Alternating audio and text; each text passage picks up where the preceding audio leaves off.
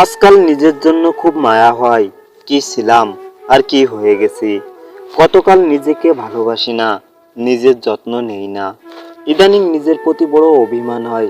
কখনো কখনো মনে হয় সবকিছুই ঠিক হয়ে যাবে, অথচ কিছুই ঠিক হয় না। যা পাওয়া ছিল তা কখনোই পাওয়া হলো না। পেয়েছি শুধু সামান্য কিছু মায়া আর যন্ত্রণা দেওয়ার মতো কিছু স্মৃতি। আমি কি আমার মধ্যে আছি, নাকি আমার মধ্যে অন্য কেউ বাস করে? কিছুই বুঝতে পারছি না। আমি জীবনে খুব বেশি কিছু চাইনি, শুধু একটা ভরসা করার মতো একটা মানুষকে চেয়েছিলাম, কিন্তু সেটাও পেলাম না। আমি কখনোই ভাবিনি আমার জীবনেও এসব ঘটবে।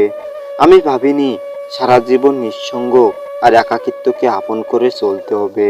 এখন নিজেকে খুব অসহায় লাগে, খুব নীরবে কাঁদতে ইচ্ছা করে। নিজের ভেতর আর কোনো ভরসা পাই না। আমি জীবনে সুখ খুঁজতে চেয়েছিলাম, অবশেষে সেটাও হারালাম। এখন নিজেকে নিজেই প্রশ্ন করি, কখনোই কি সুখ আসবে আমার জীবনে?